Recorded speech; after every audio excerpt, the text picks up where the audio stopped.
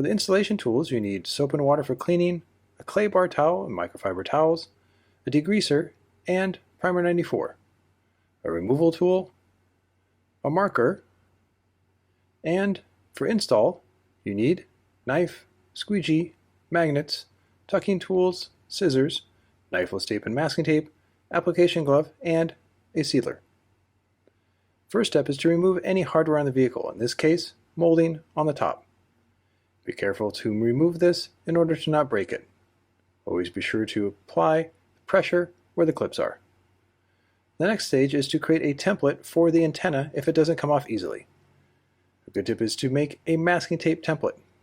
Overlap the masking tape in sequential order, do a 360, then carefully pull it off in the direction that it was applied in. Once this template is made, take a scrap and place it on top. Use the marker to now trace the inside portion of the masking tape. When cutting out the template, be sure to cut on a cutting mat. This is for safety. Now that the template is made, double check that it fits, then apply masking tape to the antenna. This is to lower the surface energy so the material can relax around it. Next up is cleaning. First, put a squeegee in a microfiber towel and with a soap and water solution, clean all the edges first. Be extra thorough during this process. Once all the edges are clean, then focus on any gaps like on the side where the molding was. A lot of dirt can build up in here, so be extra thorough during this process. Once all the edges and gaps are cleaned, then clean the main surface area. Once it's clean, clay bar the surface area to make for an optimally smooth surface, and then take a microfiber towel to remove any soapy residue from the clay barring process. The final step is to degrease the surface. Be extra thorough during this process and make sure all the edges are degreased as well. Now before install, run knifeless tape on areas where there'll be direct cuts on the body. Cutting directly on the body with a knife is always risky as it can damage the vehicle and cause rust. This is design line, and design line is placed at the bottom of the recessed area from front to back. And a good tip is to always pre-release the knifeless tape run for easy workflow. The final step before install is to crack open a stick of primer 94 and apply a touch of primer 94 to all corners of the hood. This will help for long-term hold and allow it to dry for 5 minutes before starting. Place a cutting mat on the back window for cutting out the template. Place the piece on a hood and always try to work with 2 people. Make sure there's enough material front and back, and if there's excess material on the side, cut it safely away with scissors, always being sure to leave 3 inches on the side. Then with a marker, trace where the top of the antenna goes from front to back. Pull the roof panel back to the window where the cutting mat is. Place the template that was done at the beginning on top of the roof panel. Mark the cutout and safely cut it away on the cutting mat. Always be sure that the cutout is enclosed. Then release the backing paper. Always try to release the backing paper underneath the panel to avoid dirt getting on the adhesive side.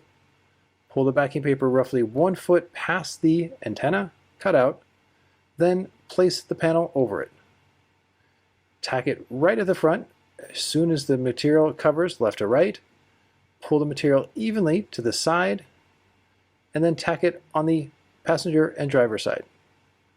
Remove the entire liner in sections and pull low and flat. Then, starting at the front corners, pull the material and spread the material out. This will create what's called glass, or no wrinkles. Once there are no wrinkles, simply then squeegee from the front of the antenna towards the front of the vehicle, and then back and forth.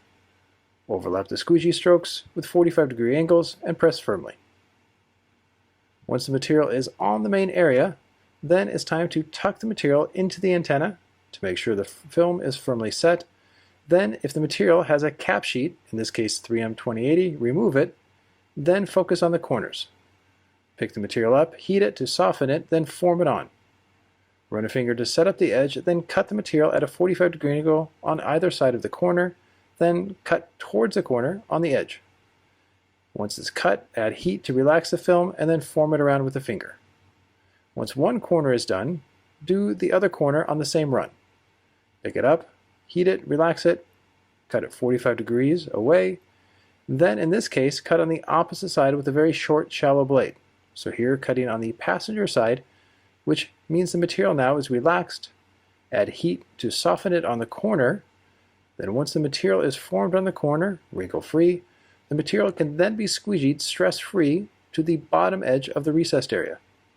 Keep the squeegee at a 45-degree angle and feed it in. Then release the knifeless tape for a knife-free cut on the edge. Remove the excess film, and then always come back with the squeegee to seal the edge. Repeat the same steps for the other side. If there is a rubber gasket at the front, use the tucking tools to tuck the material behind it. And for the antenna, always be sure to cut at a 10-degree angle towards the edge, so there's no damage to the vehicle. Once the antenna excess film has been removed, come back with the squeegee and seal it under, and remove the masking tape. Now, reinstall any hardware that was taken off at the beginning. Then go over the roof with a heat gun to check for bubbles and to self-heal any scratches that were caused by the squeegee. Then the final step is to give it a nice coating. Spray generously, and this will create a nice shine and protect it from dirt. For any other questions on how to install roofs with Rvinyl film, you can go to rvinyl.com.